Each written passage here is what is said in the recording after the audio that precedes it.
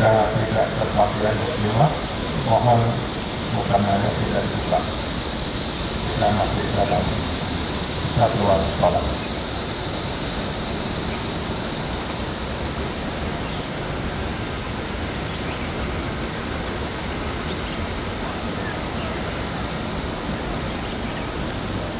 Bismillahirrahmanirrahim. Assalamualaikum warahmatullahi wabarakatuh.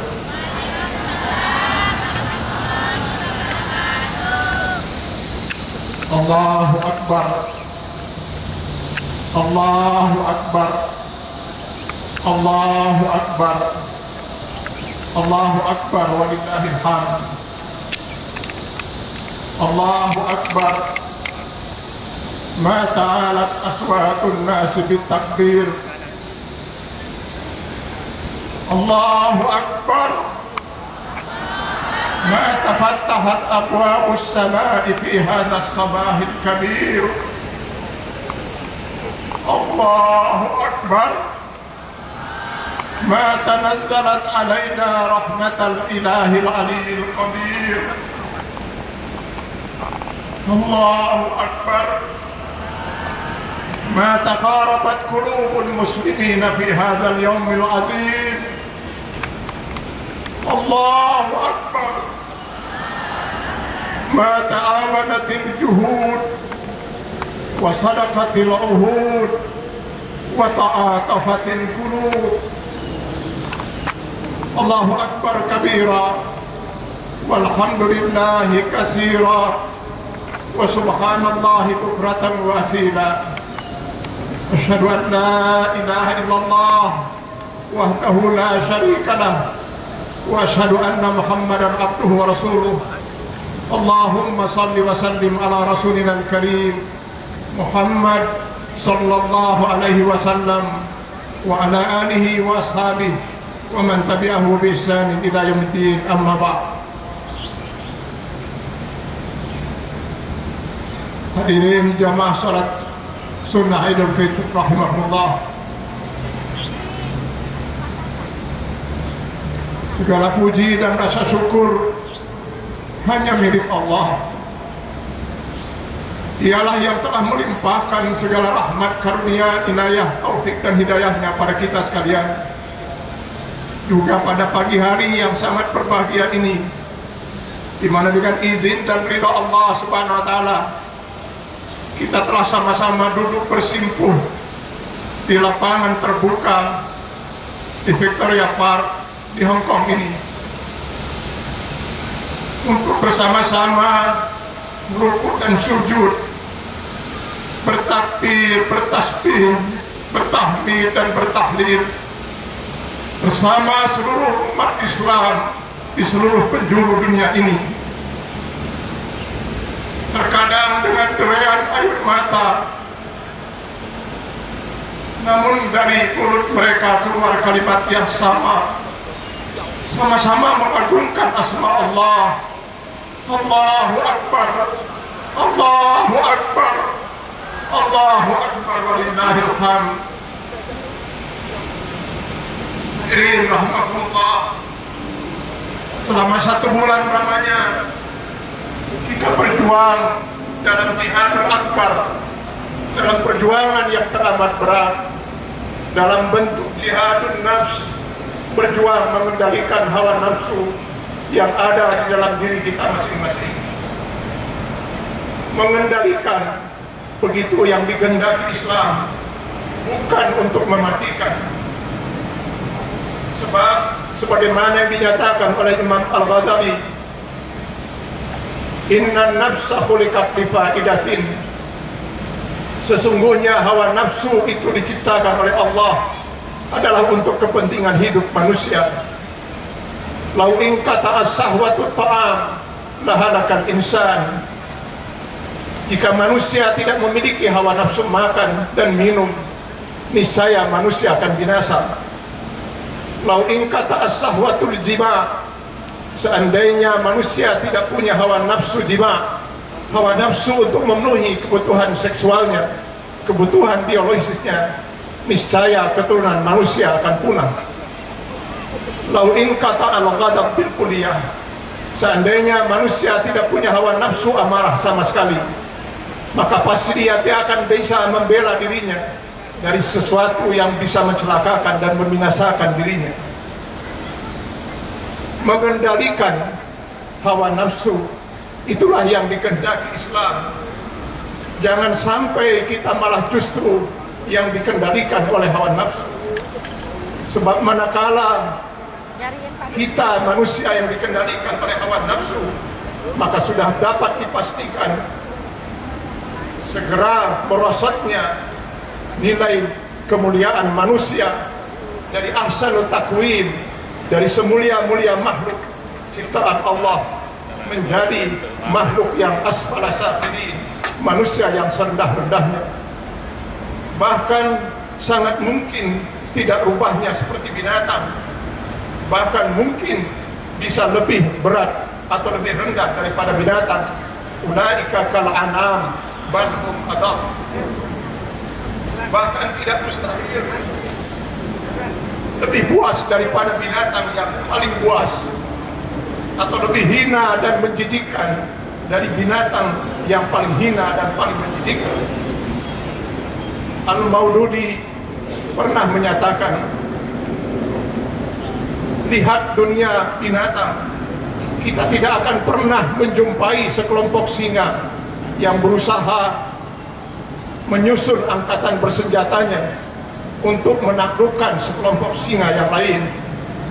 Dalam dunia binatang, kita tidak akan pernah menjumpai seekor anjing misalnya yang berusaha memperbudak anjing yang lain. Dalam dunia binatang, kita tidak akan pernah menemukan seekor katak yang berusaha menutup mulut katak yang lain dengan tidak memberikan kesempatan sedikit pun untuk bersuara. Dalam dunia binatang, kita tidak pernah menemukan hewan yang mabuk. Dalam dunia binatang, kita tidak pernah menemukan binatang yang melakukan kawin sejenis, baik homoseksual maupun lesbian. Allahu Akbar, Allahu Akbar, Allahu Akbar walillahil hamd.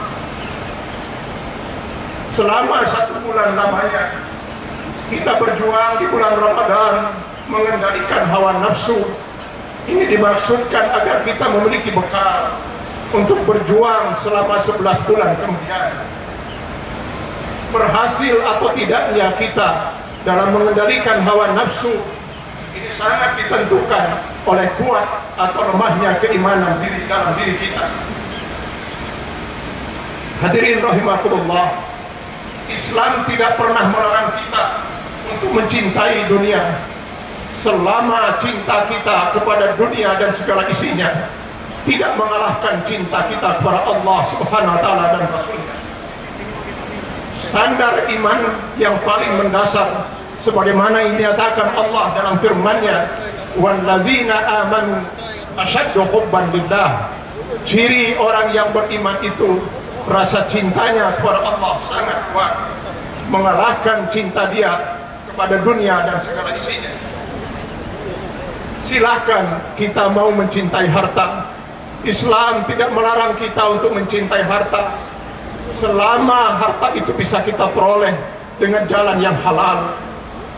Silahkan kita mencintai jabatan sepanjang jabatan itu bisa kita peroleh dengan jalan yang diridhai Allah.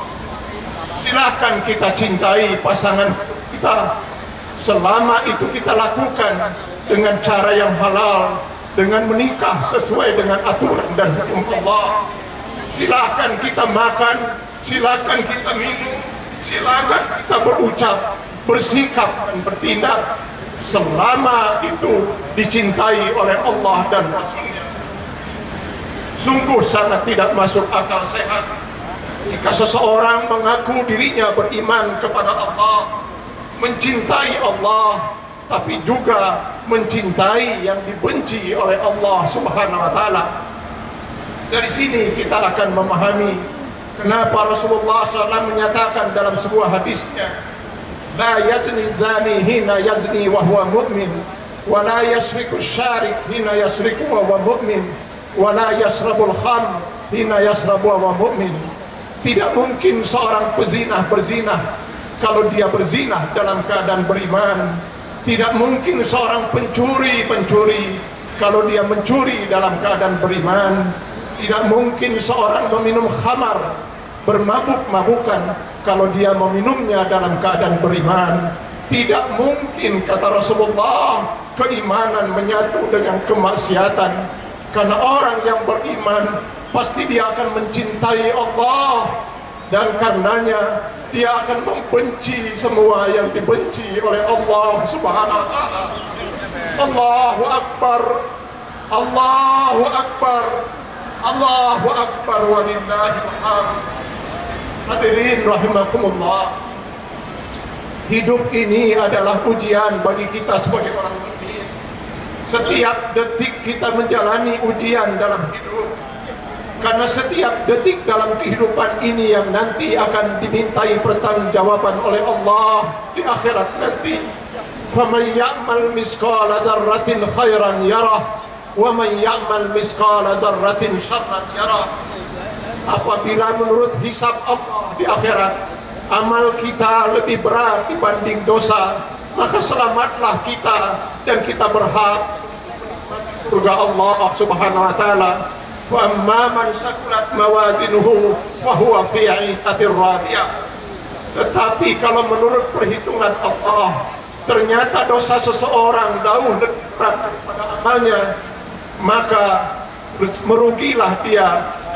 Wa amma man khaffat mawazinuhu fa ummuhu hawiyah wa ma adraka ma hiya narun hamiyah. Allahu Akbar, Allahu Akbar, Allahu Akbar, walillahil hamd. Kita masih sering memahami salah atau kurang tepat soal ujian dan musibah hidup ini. Kita seringkali mengkaitkan musibah dan ujian sebagai sesuatu yang paling tidak disukai oleh kecenderungan hawa nafsu kita. Padahal ujian hidup adalah setiap detik kehidupan kita. Sehat adalah ujian juga di samping sakit. Bahkan boleh jadi orang yang sehat jauh lebih berat ujiannya dibanding orang yang sakit. Karena dengan sehat dia bisa melakukan apa saja, termasuk berbuat maksiat. Terkadang orang kaya jauh lebih berat ujiannya dibanding orang miskin. Karena dengan kekayaan dia bisa beli apapun juga, termasuk segala macam bentuk kemaksiatan pun bisa dibelinya. Terkadang orang yang punya jabatan jauh lebih berat ujiannya dibanding orang yang tidak punya jabatan. Karena itu ujian yang paling berat dihadapi oleh manusia adalah orang-orang yang beriman, para nabi, para rasul Allah Subhanahu wa taala. Lihatlah sejarah kehidupan 25 rasul yang diungkap Al-Quran kepada kita. Sejak Rasul Adam alaihissalam sampai Muhammad sallallahu alaihi wasallam, tidak ada seorang pun nabi dan rasul yang hidupnya sepi dari ujian dan cobaan. Bahkan Nabiullah Ibrahim alaihissalam yang mendapat gelar Khalilullah, kekasih Allah, beliau diuji keimanannya dengan kesiapan dirinya untuk dibakar hidup-hidup, atau ketika dia diuji untuk menyembelih putra kesayangannya Ismail dengan tangannya sendiri. Dan itu beliau lakukan karena cintanya kepada Allah, demi manusia terhindar dari kekufuran dan kemusyrikan dan dari jalan sesat yang menyesatkan. Allahu Akbar, Allahu Akbar, Allahu Akbar, walillahil hamd. Hadirin kaum muslimin rahimakumullah, bagi kita sebagai seorang mukmin, hidup ini adalah amanah yang setiap detik kehidupan ini kelak akan dimintai pertanggungjawaban oleh Allah di akhirat nanti. Saya teringat dengan kisah seorang tabi'in. Tabi'in adalah generasi yang tidak bertemu langsung dengan sahabat Rasul, tapi tabi'in yang satu ini sangat istimewa karena beliau adalah cucunda dari Rasulullah SAW. Namanya Urwah bin Zabir. Dalam satu perjalanan tugas menemui khalifah ke Damaskus, kakinya tertusuk pecahan tulang kaki sebelah kirinya. Sampai di Damaskus, kakinya bengkak. Lalu dihadirkan 4 orang tabib. Menurut para tabib, pecahan tulang itu mengandung racun, dan kini racun sudah menjulur, sudah mengalir sampai ke pangkal pahanya. Untuk para tabib zaman itu, jangan dibandingkan dengan ilmu kedokteran sekarang. Tidak ada yang bisa dilakukan oleh para tabib kecuali harus mengamputasi kaki Urwah bin Zabir. Betapa berat Khalifah menyampaikan hal ini, tapi alangkah terkejutnya Khalifah ketika hal ini disampaikan. Dengan tenang Urwah bin Zabir menyatakan, kalau memang itu sudah menjadi keputusan para tabib, kenapa tidak segera dilaksanakan? Lalu disodorkanlah kepada Urwah bin Zabir secangkir minuman. Ketika beliau akan meminumnya, terciumlah aroma yang asing baginya. Lalu dia bertanya, minuman apa ini? Para tabib menjawab, ini minuman khamar, minuman keras. Kata Urwah, apa urusan saya dengan malam ini? Kata para tabib, kami akan mengamputasi kaki Anda dengan jalan menggergaji kaki Anda, mulai dari kulit, kemudian ke daging sampai ke tulang. Dan itu dilakukan dalam keadaan beliau sadar, karena dulu belum ada obat bius. Kalau kami nanti berhasil menggergaji kaki Anda, pasti akan terjadi pendarahan yang luar biasa. Untuk menghentikan pendarahan itu, kami sudah siapkan kuali besar dengan minyak goreng yang sudah mendidih. Maka kami akan masukkan kaki Anda ke dalam sana untuk menghentikan pendarahan. Manusia mana yang kuat menahan itu? Karena itu kami sodorkan minuman keras ini. Mudah-mudahan dalam keadaan mabuk akan berkurang rasa sakit barang sedikit. Apa kata Urwah bin Zabir?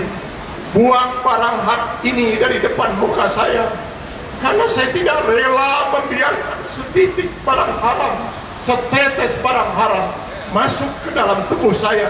Apalagi saya biarkan dia sempat untuk tumbuh menjadi darah dan dalam daging saya. Dan saya tidak rela satu detik pun saya berpisah dengan Allah karena saya dalam keadaan mabuk. Silakan kalian gergaji kaki saya dalam keadaan sadar. Setelah saya nanti memberikan isyarat dengan tangan kanan saya, lalu dia kelihatan asik berzikir sampai dia mengangkat tangan kanannya, tanda dia siap untuk menjalani operasi. Maka dilakukanlah digergaji kakinya, lalu dimasukkan kemudian ke dalam kuali dengan minyak goreng yang sudah mendidih. Konon beliau sempat pingsan. Bangun dari pingsannya, sadar dari pingsannya, beliau mengatakan pada Khalifah, Khalifah, bolehkah saya meminta tolong? Apa kata Khalifah yang bisa saya bantu? Jika potongan kaki saya sudah dimandikan, sudah dikafani dan siap untuk dikuburkan, izinkan saya ingin menyentuhnya barang sejenak. Lalu dibawalah potongan kakinya itu. Sambil berbaring dia angkat potongan kaki itu sambil mengatakan, Alhamdulillah ya Allah, Engkau telah karuniai saya 2 kaki selama ini. Mudah-mudahan saya telah memikul amanah ini dengan sebenar-benar. Engkau ambil salah satu di antaranya Allah, milikku ya Allah. Inna lillahi wa inna ilaihi raji'un. Insya Allah di akhirat nanti kaki ini akan bersaksi di hadapanmu ya Allah. Al-yawma nakhtimu ala afwahihim wa tukallimuna aydihim wa tashhadu arjuluhum bima kanu yaksibun. Demi Allah, tidak pernah satu detik pun saya bawa dia melangkah ke tempat maksiat. Allahu Akbar, Allahu Akbar, Allahu Akbar walillahil hamd. Kisah Urwah bin Zabir ini sering membuat saya merenung dan bertanya pada diri saya sendiri, ya Allah, selamatkan saya nanti di akhirat mempertanggungjawabkan amanah kehidupan ini di hadapan. Saya bayangkan bahwa sekian puluh tahun saya akan harus mempertanggungjawabkan setiap detik kaki ini sudah saya bawa melangkah kemana saja. Selama sekian puluh tahun per detik, tangan ini sudah meraba, memegang, menyentuh apa saja. Selama sekian puluh tahun per detik, mata ini sudah melihat apa saja, telinga ini sudah mendengar apa saja, lidah ini sudah mendengar apa saja. Allahu Akbar. Belum lagi amanah-amanah lain, harta dan keluarga. Hadirin rahimahullah, pernah, mungkin mohon maaf ini terlalu pribadi, tapi saya nggak punya cerita lain kecuali cerita ini. Suatu ketika saya katakan pada istri dan keempat anak saya, kita tidak akan sholat kali ini, sholat maghrib di masjid, kita akan sholat di rumah. Lalu saya imami mereka sholat berjamaah.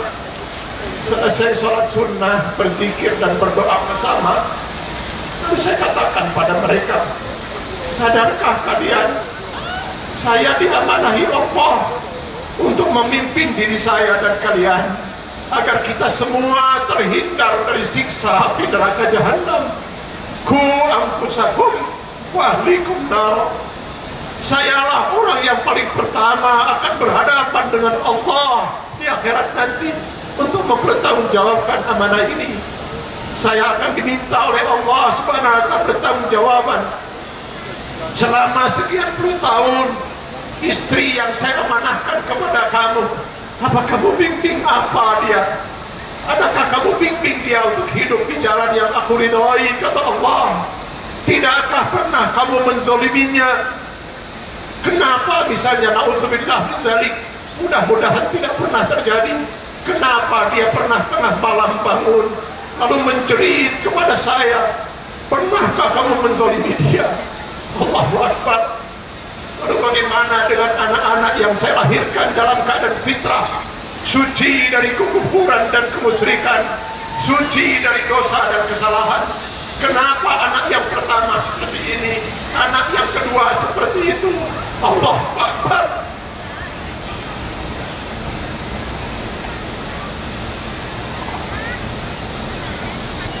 Karena itu saya katakan pada mereka, andai kata kamu sebagai istri mencintai saya sebagai suami, andai kata kalian sebagai anak-anak mencintai saya sebagai ayah kalian, tolong catat, saya tidak akan pernah menuntut apa-apa dari kalian kecuali satu: jadilah orang-orang yang soleh, hiduplah di jalan yang diridhai Allah. Karena dengan itu kalian telah membebaskan saya dari pertanggungjawaban ini di akhirat nanti, di ridha Allah. Allahu Akbar, Allahu Akbar, Allahu Akbar, walillahil hamd. Hadirin kaum muslimin rahimahullah, ujian hidup ini suatu saat akan berakhir ketika kita menghadapi sakratul maut. Saat itu sudah tidak ada lagi kesempatan untuk bertaubat. Pintu taubat sudah ditutup oleh Allah Subhanahu wa taala. Karena saat itu tabir alam gaib sudah dibuka. Jangankan kita, bahkan seorang Fir'aun yang selama hidupnya mengklaim dirinya sebagai Tuhan, bahkan siap membunuh siapapun yang tidak mau menuhankan dia, termasuk Nabi Musa pun hampir dibunuhnya. Apa yang terjadi ketika Fir'aun saat sakratul maut di tengah Laut Merah? Dikisahkan Al-Quran, begitu datang rombongan malaikat yang siap menyiksanya, maka Fir'aun kemudian mengatakan, amantu bila ilaha illalladzi amanat bihi banu Israel wa ana minal muslimin. Sekarang saya benar-benar beriman kepada Tuhan, tidak ada Tuhan kecuali Dia, sebagaimana yang diimani oleh Bani Israel.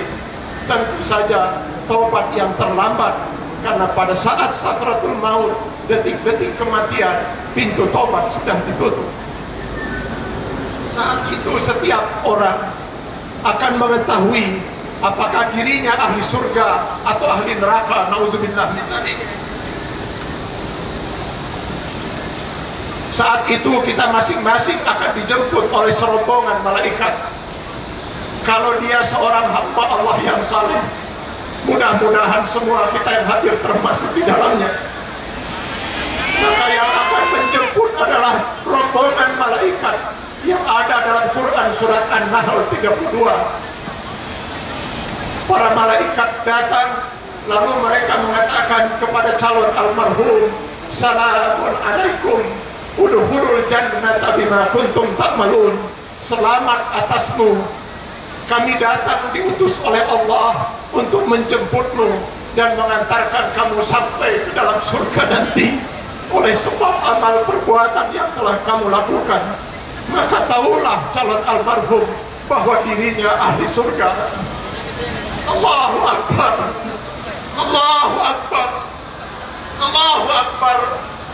Ya Allah, izinkan kami yang ada di lapangan ini untuk menjemput ajal kami kelak dengan husnul khatimah seperti itu ya Allah. Bahkan ya Allah, jika untuk husnul khatimah seperti itu tidak ada pilihan kecuali harus detik ini saya menghadap. Allahu Akbar, saya ikhlas detik ini untuk menghadapmu ya Allah. Kalau memang dengan cara itu saya bisa menjemput ajal saya, karena kita tidak mungkin bisa membayangkan betapa mengerikannya orang-orang kafir, orang-orang fasik yang suul khatimah saat menjemput ajal mereka. Yang datang bukan rombongan malaikat seperti tadi, tapi rombongan yang lain yang digambarkan dalam Quran surat Al-Anfal ayat 50, Al-An'am 96. Mereka datang tanpa ucapan apa-apa. Sebagian memukul wajahnya, sebagian lagi memukul punggungnya. Inilah yang disebut dengan siksa sakratul maut, yang kata Rasulullah SAW, tidak akan ada seorang manusia pun yang tahan dengan siksaan seperti itu. Sampai-sampai Rasulullah SAW menganjurkan kepada kita agar banyak-banyak berdoa, Allahumma hawwin alaina fi sakaratil maut. Ya Allah, ringankan kami saat kami menghadapi sakratul maut. Allahu Akbar, Allahu Akbar, Allahu Akbar, walillahil hamd.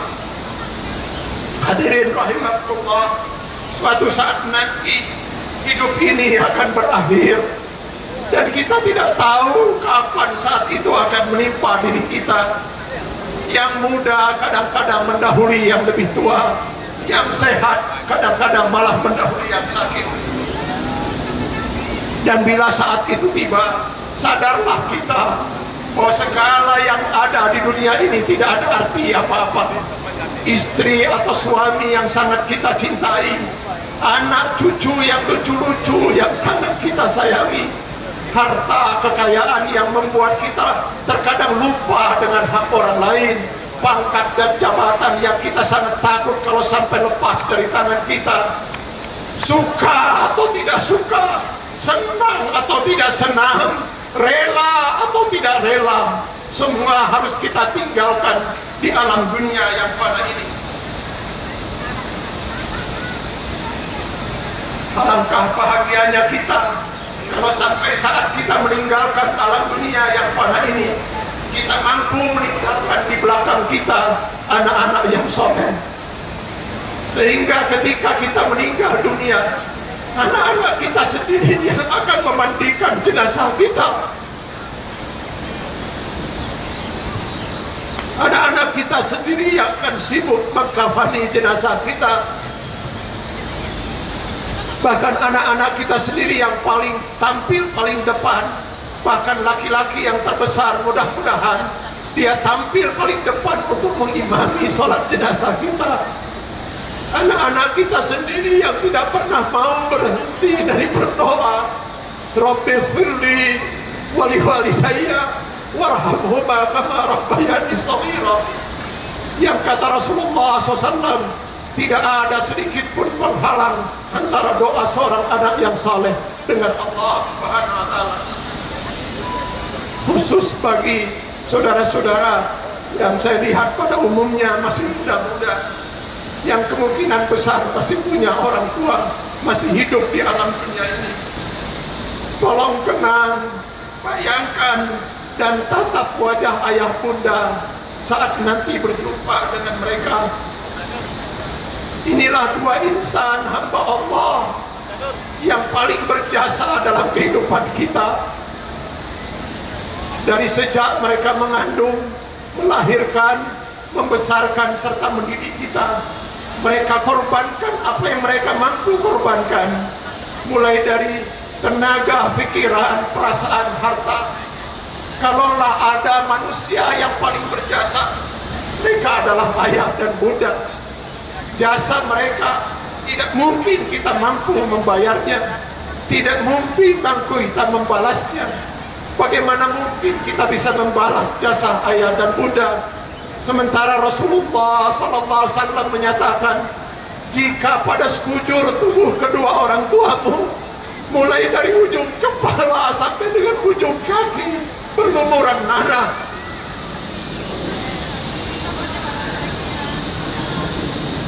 Allahu Akbar, sampai harus begini Rasulullah memberi misal. Jika pada sekujur tubuh kedua orang tuamu, mulai dari ujung kepala sampai dengan ujung kaki, berlumuran nanah, lalu kamu tunjukkan baktimu sebagai anak, kamu jilati seluruh nanah yang ada pada sekujur tubuh kedua orang tuamu sampai bersih, itu perbuatan yang sangat mulia, kata Rasulullah. Tapi itu semua belum bisa membalas jasa orang tua kepada anak. Hadirin, kalau jasa atau bakti seperti itu tidak bisa membalas jasa orang tua pada anak, artinya kita tidak akan pernah bisa membalas jasa kedua orang tua kita. Paling tidak, jangan pernah sakiti hati kedua orang tua, jangan pernah zalimi mereka. Sebaliknya, bahagiakanlah mereka dengan kesolehan kita sebagai anak-anaknya. Karena tidak ada kebahagiaan bagi orang tua yang soleh kecuali ketika mereka melihat anak-anak mereka rukuk dan sujud menghambakan diri pada Allah, dan seusai sholat dengan khusyuk mereka berdoa, Rabbighfirli wali walidayya warhamhuma kama rabbayani shaghira. Yang kata Rasulullah, tidak ada penghalang sedikit pun antara doa seorang anak yang saleh dengan Allah Subhanahu wa taala. Allahu Akbar, Allahu Akbar, Allahu Akbar walillahil hamd.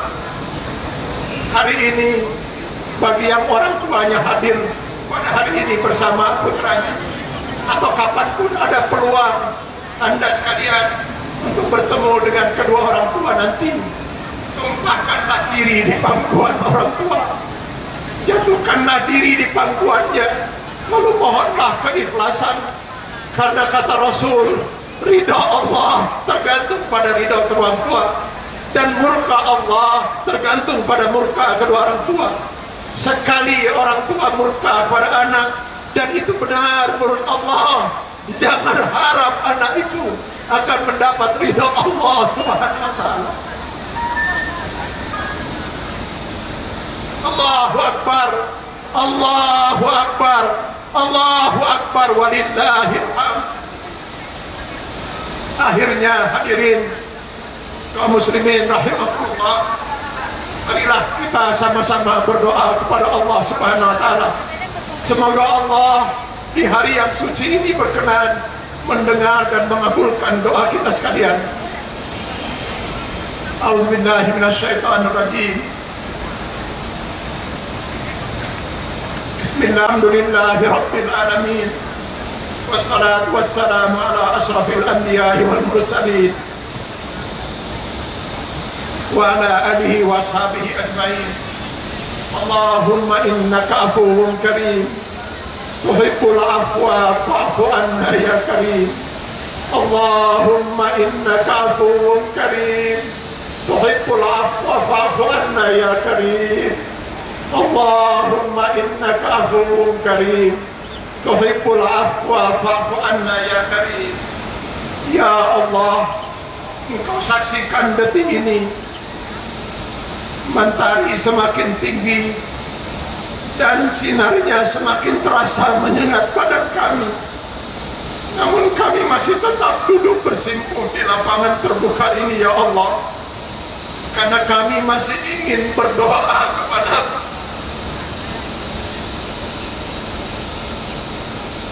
Ya Allah, ampuni dosa dan kesalahan kami.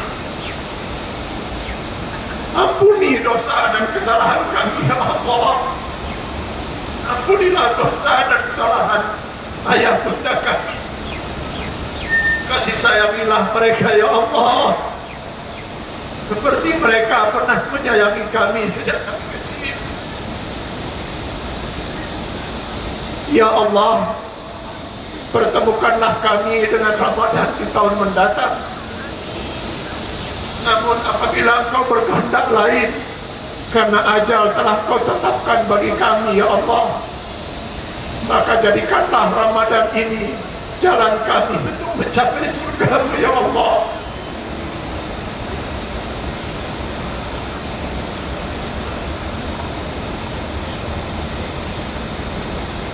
Allahumma aslih lana dinana alladhi huwa ismatu amrina wa aslih lana dunyana allati fiha mahsuna wa aslih lana akhiratana allati ilaiha ma'aduna waj'alil hayata ziyadatan lana fi kulli khair waj'alil mauta rahatan lana min kulli syarr. Allahumma inna nas'aluka salamatan fid din wa afiyatan fil jasad wa ziyadatan fil ilm wa barakatan fil rizq wa taubatan qabla al maut wa rahmatan indal maut wa maghfiratan ba'dal maut. Allahumma hawwin alaina fi sakaratil maut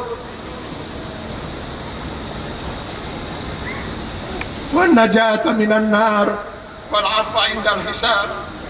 Rabbana wa atina ma wa'adtana ala rusulik ولا تخزنا يوم القيامة ولا تخزنا يوم القيامة ولا تخزنا يوم القيامة إنك لا تخلف الميعاد.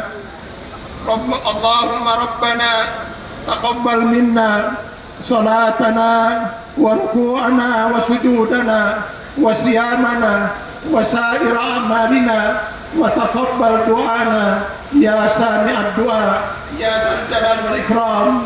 ربنا آتنا في الدنيا حسنة وفي الآخرة حسنة وقنا عذاب النار وادخلنا الجنة مع الأبرار يا عزيز يا غفار يا رب العالمين. سبحان ربك رب العزة عما يصفون وسلام على المرسلين walhamdulillahi rabbil alamin.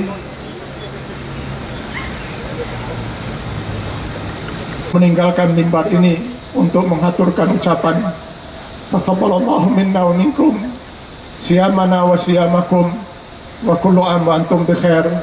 Mohon maaf lahir dan batin. Semoga Allah senantiasa mencucurkan rahmat, karunia, inayah, taufik dan hidayahnya pada kita sekalian. Billahi taufik wal hidayah. Assalamualaikum warahmatullahi wabarakatuh.